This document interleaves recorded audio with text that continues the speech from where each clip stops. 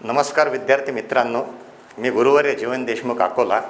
आज आपण मेमरी पॉवरवर बोलू. Development of memory power, personality development. कोरोनाचे दिवस चालू आहे, सगळे आपापल्या घरात आहे आणि विद्यार्थ्यावर ताण आहे, आईवडिलावर ताण आहे, सगळ्यावर ताण आहे. विद्यार्थ्यांनी तर सर्वप्रथम 7 ते 8 तास झोप घ्यावी. शरीरासाठी झोप आवश्यक आहे.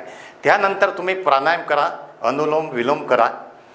प्राणायाम जर केलं तर सकाळचा प्राणवायू आपल्या शरीरात जाते, प्रतिकारशक्ती वाढते, ऊर्जाशक्ती वाढते, इच्छाशक्ती वाढते आणि तुम्ही आशावादी बनताय. तिसरी गोष्ट, तणावरहित जीवन जगा. जीवनात चढ उतार येत राहते, नाही तर जीवन तिथं थांबून जाते. आपली मेहनत भगवंताची कृपा आहे तर काहीच कठीण नाही आहे. ईश्वर का दिया हुआ अल्प नहीं होता, बीच में टूटे वो संकल्प नहीं होता, हार को जीवन से दूरी रखना क्योंकि जीत का कोई विकल्प नहीं होता. झोप घेतल्याच्या नंतर आणि प्राणायाम केल्याच्या नंतर आपल्या आंघोळ वगैरे करा आणि आपल्या अभ्यासाला बसा. मात्र अभ्यासाला बसताना कॉटवर बसू नका. पाय कमजोर होऊन दुपारच्या झोपा येतात. There are 2 part of mind. When you will see the east, this part will automatically come to north. North is magnet in north. Scientific season पृथ्वी गोल आहे. दिवसा पूर्वेला, रात्री उत्तरेला तोंड करून अभ्यास करा. आपले रूम नीट अँड क्लीन ठेवा. बदाम, खडीसाखर, सोप घ्या कब्बर दुधात. ब्राह्मी आवला तेलानं डोक्याची मसाज नेहमी करा. ज्या विद्यार्थ्यांचे पाय दुखतात, क्लासमध्ये बसून बसून पाय दुखतात, तर गरम पाणी करा कोमट, त्याच्यामध्ये मीठ टाका 2-4 चम्मच आणि पाय टाकून बसा. विद्यार्थ्याच्या डोळ्यात जर ताण आला, अभ्यास करताना डोळ्यात पाणी आलं, तर राखाळे आणि काळपट कलरची फुलं प्लास्टिकची आपल्या रूममध्ये ठेवा. डोळ्यातील ताण निघून जाते. एकाग्र चित्त लागत नाही, मानसिकदृष्ट्या समाधान नाही, बार लक्ष बाहेर जाते.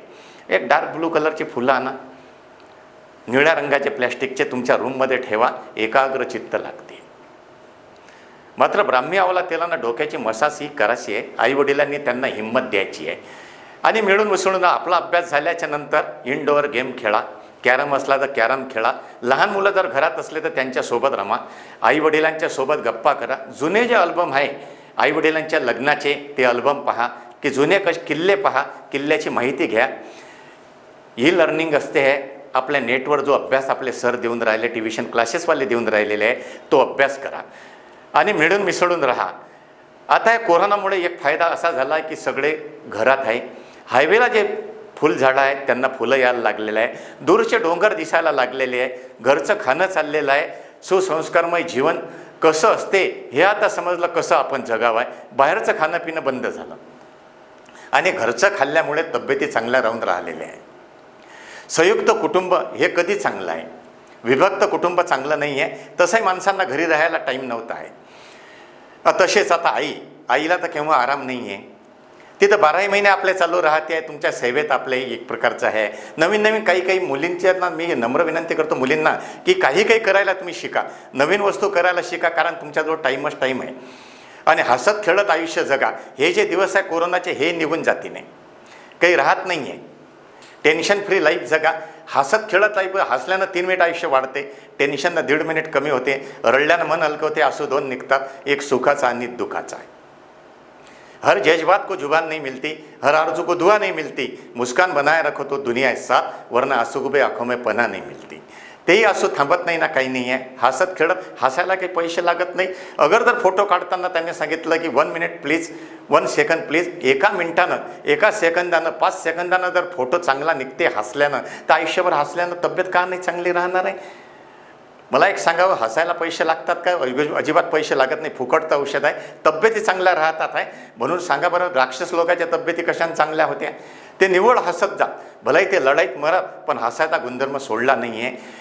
आणि आईवडील हे श्रेष्ठ असतात आणि गुरु. आईवडिलाच्या पुण्याईनं, परमेश्वराच्या कृपानं जन्म भेटते, याचं तुम्ही चीज करा आणि लिहून ठेवा भिंतीवर.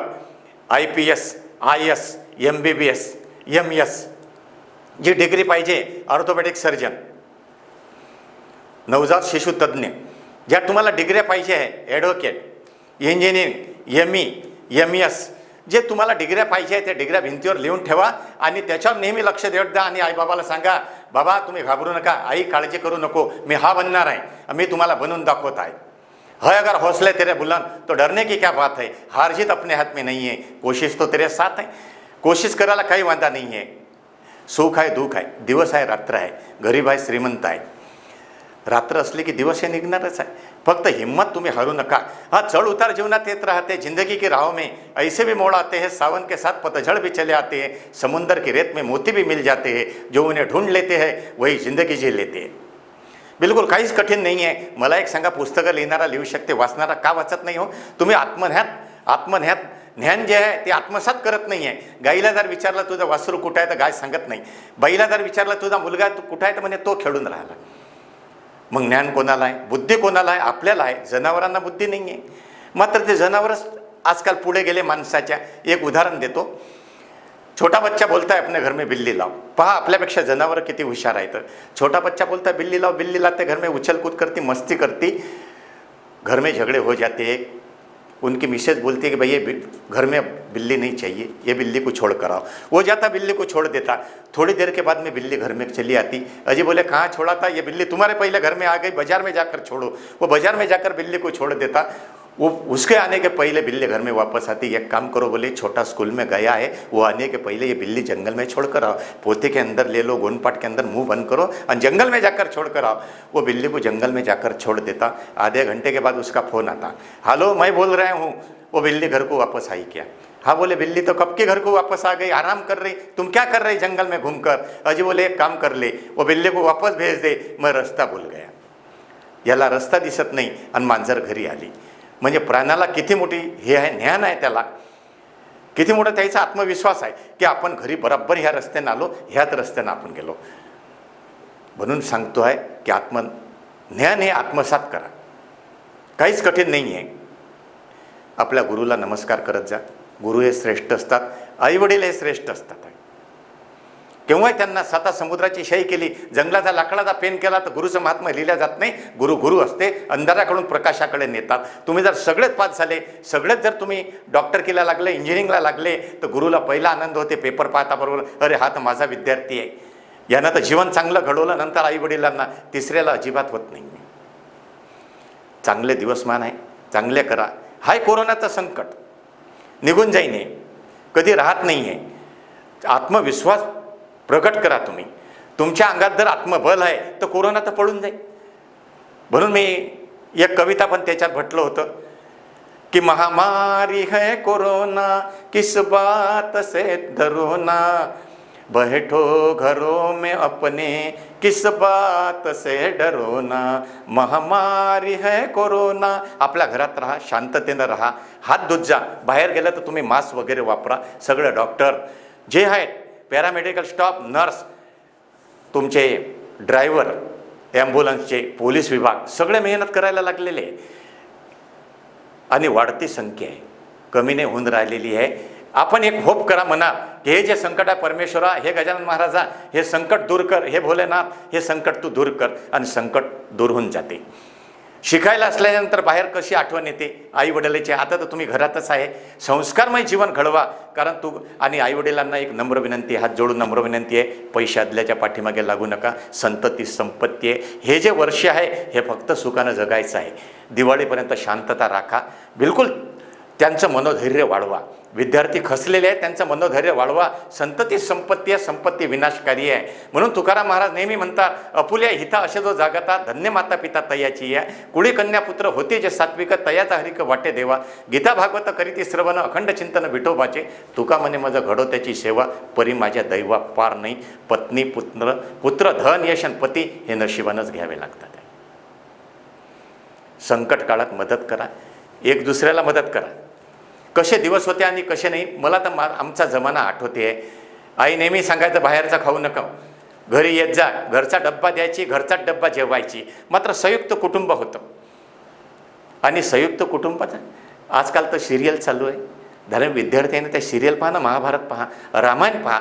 त्याच्यापासून तुम्ही धडा घ्या. बुवा काय आहे, अगर त्याचा त्याग केला तर रामायण घडते. इस्टेटचा त्याग केला, प्रॉपर्टीचा त्याग केला तर तिथं रामायण घडते. आणि इस्टेटचा मोह जर केला तिथं महाभारत घडते. आणि कसे कसे दिवस होते आणि कसे कसे दिवस आलेले आहे. आपल्या जवानाचं पहा, बंदुका घेऊन थंडीत उभे असतात, आपल्या देशाचं रक्षण करतात. आपण तर काहीच नाही, त्या मानानं आपण हे करतो आहे. मी तर नेहमी त्या जवानाबद्दल म्हणतो आहे कि झुककर सलाम करो उनको जिनके नसीब में मुकाम आता है. खुश नसीब होता है वो खून जो सरहद पे वतन के काम आता है. वतनच्यासाठी ते कामात आलेले आहे. पुष्कळ बोलण्यासारखं असं पुष्कळ प्रिंट आहे. क्लासमध्ये मी लेक्चर घेत असतो आहे. आता सध्या हे क्लासमध्येच लेक्चर चालू आहे. म्हणून हे गुरुचं महात्मा त्याच्याचसाठी सांगितलेलं आहे, कसा अभ्यास करा आणि कसा करू नाही आहे. आता तुम्ही कॉटवर बसता म्हणजे पाय कमजोर होऊन दुपारच्या झोपा येतात आहे. अगर सर्दी पडसं झालं तर हाताला पक्का दाबायचा, डाव्या हाताचा अंगठा वरते काढायचा, म्हणजे सर्दी पडसं 10 मिनिटात तुमचं निघून जाते. उद्या पेपर आहे, पेपर कसा सोडवणार आहे, बार बार सर्दी झालेली आहे आणि हे झालेलं आहे. हाताला पक्का दाबायचा, डाव्या हाताचा अंगठा वर काढायचा. अगर हातपाय दुखतात तर दुसरं बोट. हिमोग्लोबिन कमी आहे, मेथीची भाजी, पुदिन्याची चटणी, गूळ, शेंगदाणे, बीट्स भरपूर प्रमाणात खा ना. तुमचं हिमोग्लोबिन वाढलं म्हणजे रक्ताचा साठा वाढला, हे बोट दाबायचं. याला म्हणतात वायुमुद्रा. पहिली जी होती ती लिंक मुद्रा होती.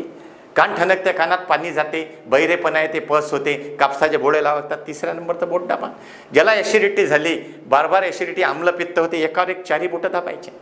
हे 3 बोटं दाबा, अंगठा त्याच्यावर दाबा, करंगळी सरळ करा, तुमची ॲसिडिटी निघून जाते. फ्रीजमधलं दूध प्या, नाही तर पोपयाना पिकलेली त्याच्यावर मिऱ्याची पावडर टाका, झालं, तुमची ॲसिडिटी निघून जाते. राग येते, तुम्ही लोटा घ्या ना आणि सरळ आपल्या डोक्यावर ओतून द्या. कोमट लोटा जो आहे, पाय थोडेसे ओले करा आणि त्याच्यानंतर उष्णता निघून जाते. अगर तुम्ही पूर्ण खालून जर वरते स्नान करत गेले तर उष्णता वरते चढते. ज्या आमच्या मुली आई आहेत, आमच्या बहिणी आहे, त्यांनी पाठीवर पहिला लोटे. याचा नियम आहे, आंघोळीचा नियम आहे. अगर शुगरच्या बिमाऱ्या झाल्या, 5 किलो कारल्याना त्यातल्या बिया काढा आणि त्याच्या टर्फल असतात आहेत ते वाळवा, त्याची पावडर करा आणि घेत जा. त्याच्यासाठी केव्हाही चांगला आहे. डायबिटीजच्यासाठी आहे, त्याचा परिणाम आपल्या डोळ्यावर होऊन जाते. डोळ्याचे जर चष्म्याचे नंबर जर वाढले तर ही मुद्रा करत जा. ही मुद्रा करायची. प्राणवायू मुद्रा आहे. सरसूचं तेल घ्या, एका वाटीत दोन्ही अंगठ्याच्या नखाला घासत जा. 70-75 दिवसात, म्हणजे त्यातला जो अर्क आहे तो हा रेटिना पॉवरफुल झाला की चष्मा अर्धा होते, निघून जायचे, कमी कमी चष्मा होत जाईल. हे मुद्रा करा. तुरीच्या वर्णाचं पाणी पित जा आणि जेव्हा आंघोळ करता तेव्हा डोळे तुम्ही उघडझाप करत जा त्यामध्ये. आता आईवडिलाच्याकडे पहा. बाहेरगावी शिकायला असल्याच्यानंतर आईवडिलाचं भेट होत नाही आणि तुम्ही शिकायला गेले की आईवडील भेटीला तुमच्या येतात आहे. कसं वाटते त्यांना? गावी जाताना कसं वाटत होतं त्यांना तुम्हाला सोडून? तुमची आठवण आली तर काय करतात ते काय करतात ते? याद आते तो मुस्कुरा देते है वो, कुछ पल के लिए गम भुला देते है वो, कैसे भीग सकती आपकी आंखों की पलके, आपके हिस्से के आंसू बहा देते है वो. पण तुम्हाला त्रास कधीच दिला नाही आईवडिलांना. तुमचा जो लाड आहे तो पुरा केला. आता तुमचं एकच कर्तव्य आहे की बाबा तुम्ही घाबरू नका, मी आहे. तुम्ही घाबरू नका, बिलकुल मी आहे.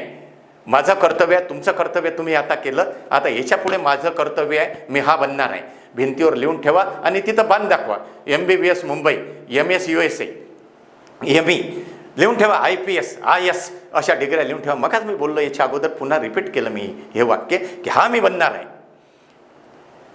चलने की तमन्ना है तो मंजिल भी करीब होती है. चलने की तमन्ना है तो मंजिल भी करीब होती है. पंखों से कुछ होता नहीं, हौसलों से उडान होती है. इस पार के उस पार. जायचं म्हणजे जायचं आणि शिकायचं म्हणजे शिकायचं. आमच्या टाईमला काही नव्हतं. हाफ पॅन्टशिवाय काही आम्हाला मिळालेलं नाही आहे. त्या टाईमला नव्हता. एक रेडिओ असायचा गावात, बिनाका गीतमाला आम्ही त्यावर ऐकायचे. TV तर नव्हताच आहे, मोबाईल नव्हता ना, काही नव्हतं. आमचं शिक्षण हाफ पॅन्टवर झालं. तरी आमच्या जमान्यात जे होतं, सेवा होती, समर्पण होती, ममता होती, करुणा होती, माया होती, दया होती, संपूर्ण होती. त्याप्रमाणे संस्कारमय जीवन आमचं घडलं आणि आजही घडत आहे. आयोजकांना मला इथं बोलावलं, बोलण्याची संधी दिली, त्यांचा मी आभारी आहे. तुम्ही शांतचित्तानं ऐकून घेतलं, तुमचा सुद्धा आभारी आहे. झालेले 2 शब्द गुरु गजानन महाराजच्या चरणी अर्पण करतो.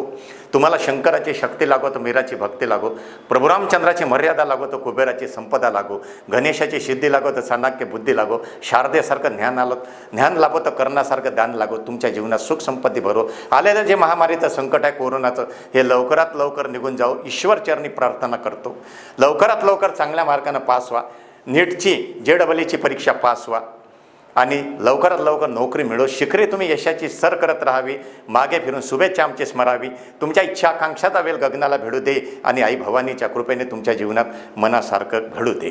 चमन में बहार है तो फूल खिलते रहेंगे और रही जिंदगी तो फिर मिलते रहेंगे. जय हिंद, जय महाराष्ट्र, जय भवानी, जय शिवराय.